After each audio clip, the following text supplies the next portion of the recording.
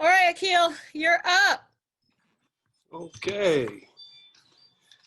So first and foremost, how has everybody been? I know it's been a long day. Is everybody doing okay? Participants, is everybody doing okay? Yep. Okay. Like I said, I know it's been a long day. I only have in half an hour. I could spend hours on this topic, but I'm gonna try to cut right to the chase. I'm gonna try to keep it light, but I'm gonna try to establish certain concepts and principles.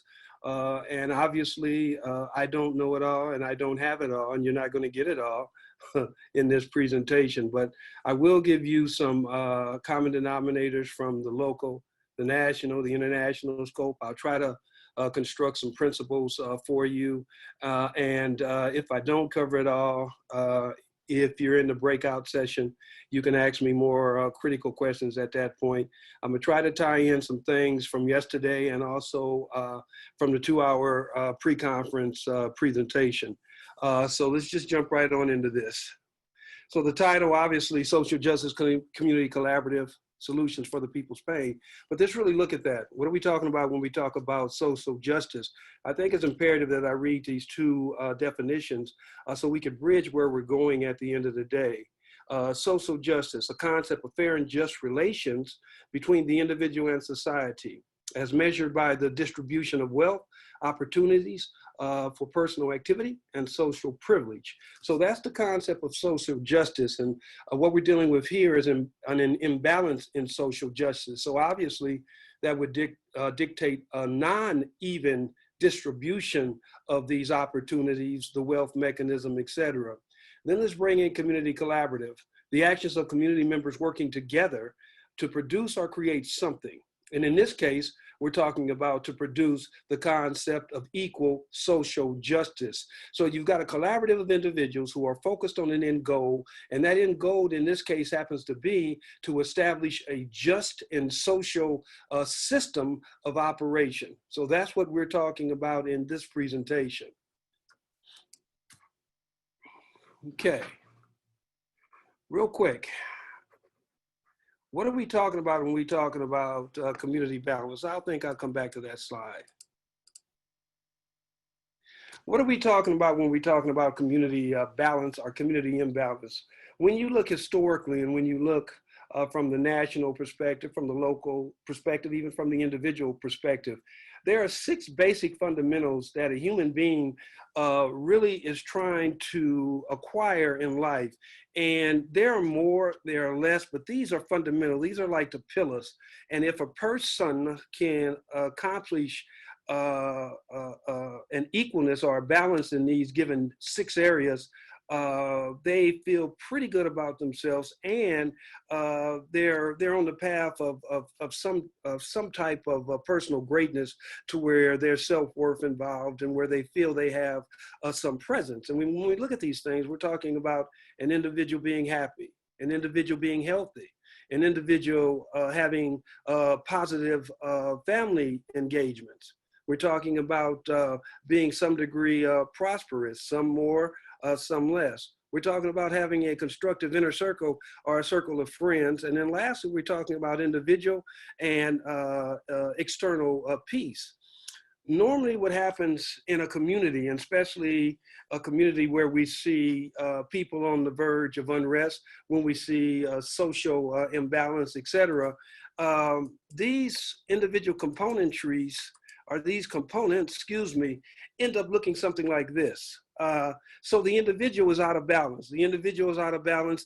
And if the equitable services in a given geographical area are not equal, that area is also out of balance. So what happens at the end of the day, this individual, this community, and when we think about communities, we have to think about individuals, because a community is a core of individuals that have come together to serve a purpose, to identify certain lifestyles, to be in parallel and be around one another, et cetera. So when we look at community, again, we really have to stress the individualized component and the healing or restoration of that individual component, and then the collective component. So when these entities or these components are out of balance, we get something that looks like this in the individual's mind. Why is this important? Because as we look at the complexity of trying to get that individual in that community to become whole, we've got to concentrate on what are those root causes that are causing that situation to be problematic.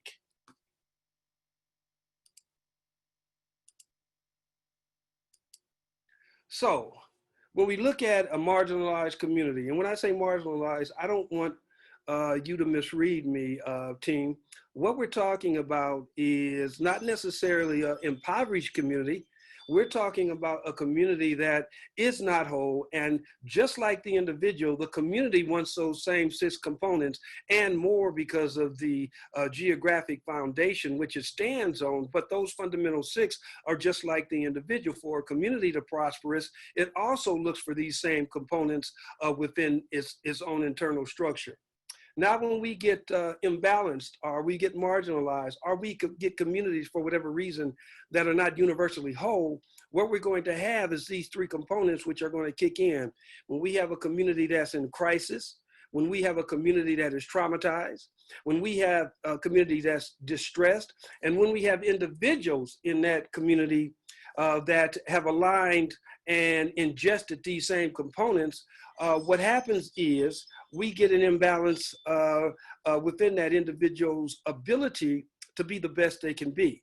And if we do not get a process of restoration, if we don't have a process of resiliency to deal with the trauma, if we don't have a resiliency to deal with the crisis, if we don't have a safety net to deal with the stress, what happens is no restoration will transpire. When an individual can't restore himself or herself, when a community can't restore itself, what happens is no healing occurs. With the individual component, this creates pain, okay?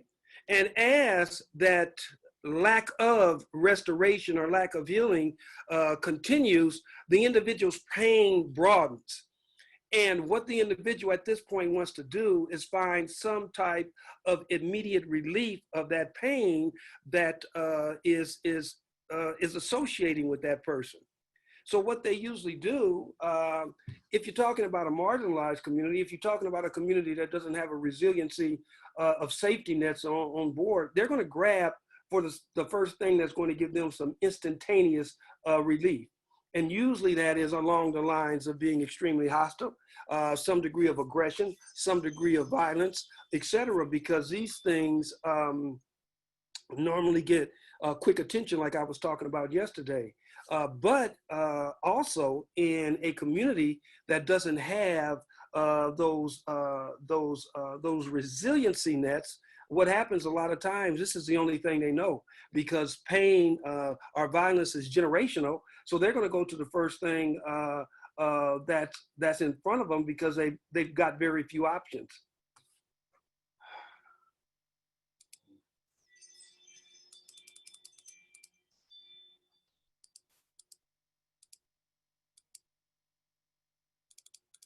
So real quick. So what happens when we get this imbalance? What happens when we are not able to be happy? What happens when we don't have the componentry of healthiness to lean on, not prosperous, etc., no useful friends, no peace, etc.? Well, see, we operate within the imagery of what we see of ourselves. It's called a concept called communities of self. Dr. Naeem Akbar expresses it extremely well. It's the imagery that you look at when you look in the mirror and you see yourself. That imagery or that story that you're continuously told, whether to yourself or whether it's to the collective environment around you, is going to paint a picture that you operate from. So if I am looking at the inability for me to be the best I can be, if I'm traumatized, if I don't know how to deal with my crisis, if I'm trying to deal with this, but I'm not getting the type of solutions, my imagery is going to start to suffer. The picture of myself is going to suffer. My ability to be the best I can be is going to suffer because I keep hitting these roadblocks time and time again where I can't advance and I don't see the destiny or my greatness that is within me. I'm constantly batting up against some type of defensive posturism where I got to constantly fight, where I got to constantly attempt to be victorious, and I'm not. So once I accept this imagery, then I start to create a false narrative, which is going to justify that imagery. Whatever imagery we have of ourselves, whatever story we have bought into, if we don't get something to dramatically change that envisionment we have of ourselves, we are going to start to justify that imagery. Why is that so important? Because in this venue, if I'm in a marginalized community, or if I'm in an underserved community, or if I'm in a fractured community, it is going to take the resiliency of the individuals to be the best that they can be in order to change that dynamic. If I am going to try to look for the municipal structure, if I'm going to try to create the roadmaps or the templates that are going to define that we have the capability of taking ownership in a given community and healing that community to where that community can be the best it can be, it is going to take the best of the individuals within that community. If I don't have that that vision of myself, if I don't think I have the capability to make change in that given community, what's going to happen is I am not going to attempt to make that change. I am not going to attempt to acquire that ownership. I am not going to question the municipal structure in whatever components are within that community because I don't feel I have the worth or the value to change anything because I can't even change my personal life and my personal identity. Okay.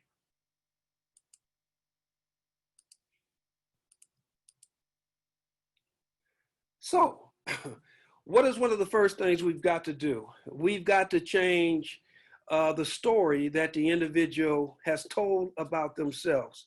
Why, again, is this so important? Because we don't concentrate enough on the one-on-one. We don't concentrate enough on the individual component of a community when we're talking about systematic change for that community. We normally look at that community holistically and say, what are all the ingredients or elements that are going to take for us to change this community when we should be concentrating on the individual component of that community and in trying to work, unfortunately, one-on-one, one at a time. So how do we go about doing that? First of all, we have to change the picture of what these individuals see of themselves. So we've got to ID or recognize and understand what that picture is, meaning that, and some of my technical experts here in terms of mental health, in terms of trauma care, etc. This should be very familiar to you in some light. We have got to do a down and dirty comprehensive assessment and realize truly what we're up against, not only with the individual, but with that community, with that family, with the external structure that individual operates from, with the environmental perspective of the geographical area they're in, and lastly, the type of options that they either do or don't have to move themselves forward. So we have to ID, we have to recognize, we have to understand. Then we've got to attempt to get that individual to dispute the picture they have of themselves. This is a hard job, team. We've got to get that person to look at themselves and buy into the concept of what they see and what they believe about themselves is not necessarily correct. But you have to be very cautious how you do that. You can't go in there and tell the individual, well, everything you're doing and thinking is incorrect. You have got to be strategic in that process. You have got to understand, you have got to look at the normality of the individual and what they're going through, as I talked about yesterday, etc. So once I get the person to, I don't even try at this point, this first point. What I attempt to do is just get them to look at themselves and envision the fact that there might be another opportunity or another rationale for this person to think with. If I can very simplistically get them to think that, then I want to get into the dispute mechanism. I want to create the possibility of this individual seeing better decisions or a better path for him or herself. Now, again, another hard task here because, again, you're questioning the person's basic normalities. You're you're questioning their belief system or their rationale at this point. So you're going to have to work and develop some type of relationship where this person sees you as an asset as opposed to a liability. This is why I tell people all the time, running into a community thinking you're going to change that community overnight is ludicrous. Usually it takes time, it takes energy, it takes sacrificial engagement, etc. Now, the more individuals you have with you, the better collaboration, usually the quicker that can happen. But if you're dealing on your own or a very small group of individuals, it's going to take some time there. If I can get them to buy into a better decision, but before I do that, I got to get them to buy into the fact that there might be a better a vision or a better rationale at the end of the day. If I can get them to buy into the fact that there's just some other decisions out there or some other paths out there, not trying to take them off their path, then what I want to do is I want to try to, and especially if that individual is stuck in a self-perpetuating cycle of destruction, I want to get them to deviate. I'm going to try to deviate them, get them to change directions or reroute psychologically their thinking process. And what I usually do there is bring options to the table that give the individual the same reward that the path he or she has chosen is giving them. Again, that takes work. That's trying to find out their normality, etc. If I can get them to finally reroute, I'm gonna have to create an infrastructure around them to root that, to anchor that individual, to get that individual to realize that change of direction is very imperative and will do some benefit for him or her in the long run. Then if I can do that, finally, I'm gonna try to inspire. I'm gonna try to motivate, redesign, and stimulate that individual who is in that change process. Because if I can keep them stimulated in that process, if I can keep rewarding him or her in that process, if I can keep making them feel good, because remember, I qualified by saying the pain is what that individual is trying to eradicate. You get people in communities that are just impoverished for so long, they give up hope and they give up the fact that that pain can be eased. So so many of them neutralize into that inability to move themselves in any given direction, and they stay in that desperation and they accept that desperation. So I want to stimulate that individual in the process. I want to energize that individual to where they're getting some pain reduction out of that process. Again, all this is imperative because as I deal with the individuals in the community, remember, when we're talking about changing or talking about social justice, these individuals who are trying to come up against a social narrative that they don't like, this is what the rebellion and what they're rebelling against dictates in terms of what that narrative looks like. So I'm trying to get the person to change the story of themselves. Remember, what I'm trying to do is heal a person at this point. Why am I trying to heal a person? Because I'm looking at a proactive mindset. If I can see a person is ill, if I can stop that person from down the line creating the type of narrative that's going to cause some degree of rebellion or rebelliousness in that individual because they don't feel they're in a just and equitable situation, I can tell you almost 99% of the time, there is going to be some type of rebellion at the end of the day if that lack of the eradication of that pain does not kick in the process. So let's look at this slide real quick. Some of you might have seen that. Far too often what municipalities do is they will come in and they will drop the services in a given community and say, well, we work with these 4 communities and the components within that community, we gave everybody about the same thing. So everybody should be happy because you all have the equitable resources to do what you do. But when you do that, you miss the picture. If you look at that first slide, it is not a situation well, let's go to the second slide, excuse me. You look at the second slide, each of them have gotten the same box, but what is the issue here? The issue here, each of these individuals needs something different. The first box is a reality. It's an unequalness in that situation. And this is why people within that given structure, that communal structure, that geographic region feel that there's some need to question what is going on because there's an unequalness, a lack of fairness. Governmental structures and others will come in and create the component tree of equality, which is giving everybody the same thing. But look at the little man. He can't even see the ball game. The end goal is everybody wants to see the ball game. Everybody wants to have equal access to seeing the ball game. So you look at the third box, okay, we come in and we create and provide the individual community members with what they need. So everybody's able to see the ball game, but they're seeing the ball game based on the exterior components coming into that community and having to provide the tools to create the degree of equality, okay? This is not what we want at the end of the day. This is a start point, but the last slide tells it all. We want a situation where the individuals in the community are all operating on the same vein in the sense, regardless of their size, regardless of their birth, regardless of their height, etc. All of them have the same ability to acquire the same equalness to be able to see that game.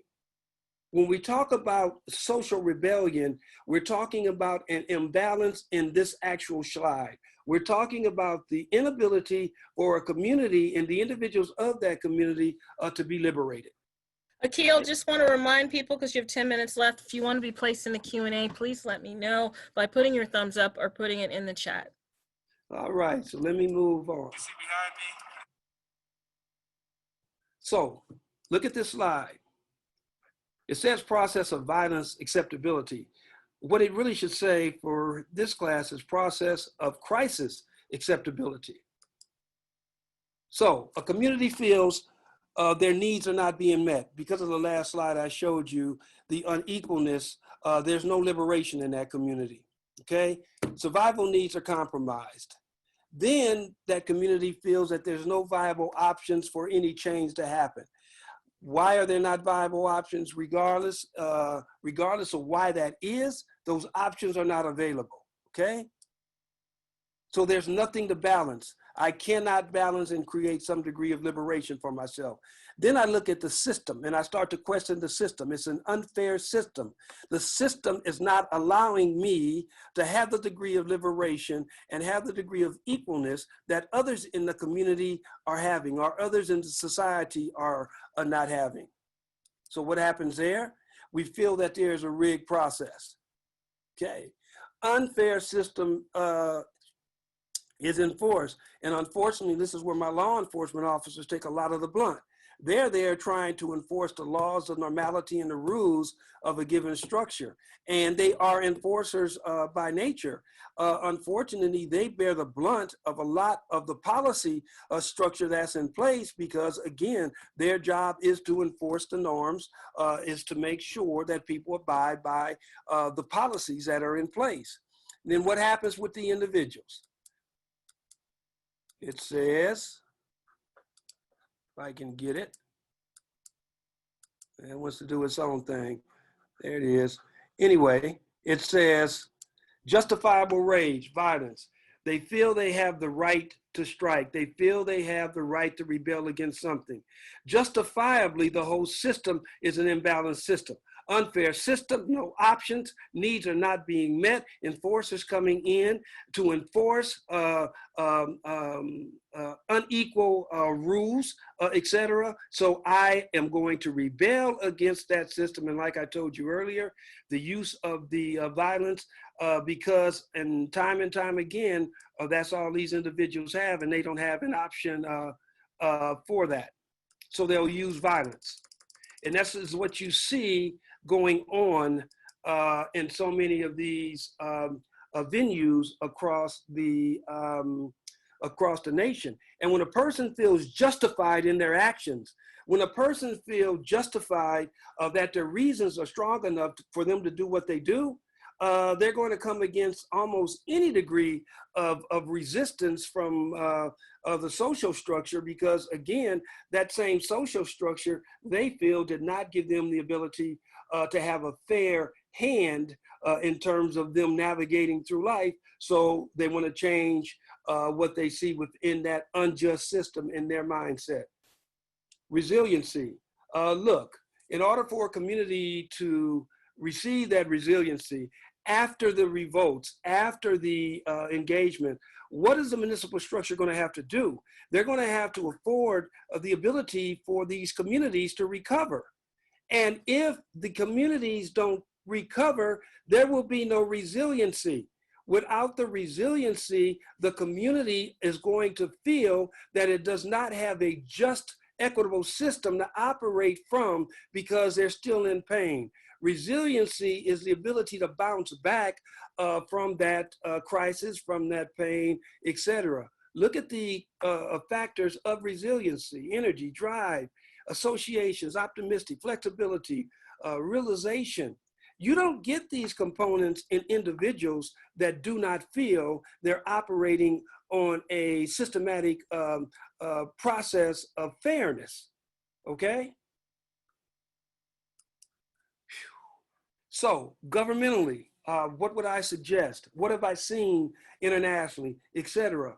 4 components here. They've got to concentrate in these communities on the highest risk individuals, the highest needs of that given community, the highest risk areas in that community, and the highest risk behaviors to try to change the narrative of what is going on. And with this being said, this takes a community-driven process. You've got to have the governmental component. You have to have those individuals that are coming in to assist with the resource mechanism. They have to work in partnership with that community. They can't take the lead. We have an old saying, how are you going to heal me if you can't feel me?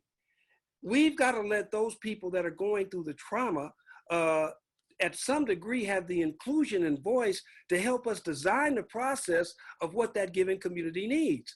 We have got to quit thinking that people who are traumatized are not intelligent, they cannot think for themselves, and they cannot plan for themselves. True, they have some imbalances going on, just like all of us have. But you've got to have that community at least in the driver's seat to some degree, or that community is not going to take ownership. Okay, what do I have, Deborah, about 3 minutes? 2 minutes, okay. You have 3 minutes. All right, so I want to show you guys another quick slide and then some quick pictures. Look, the way we think and our thinking process is predicated on this slide, real simple to the point. Perception, insight, and awareness. Our perception is going to be based on our life experience. That's why all of our perceptions are different. Then that perception leads to thought. From your perception, you're going to develop theory and a notion about something or about that thing that you see, etc.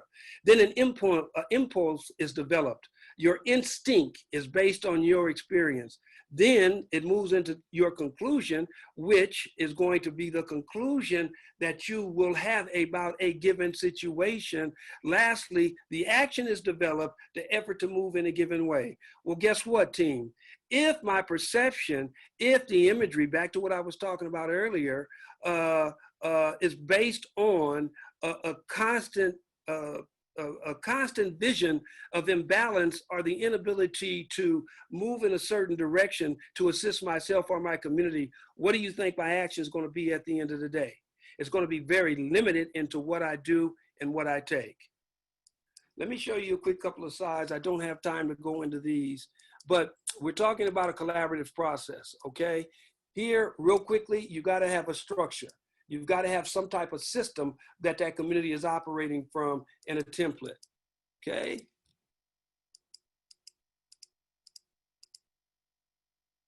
So you see the community in here. The community is ingratiated with the public safety officials. Community sessions that have to happen where real conversation is going on and real thought patterns are happening where people dehumanize one another.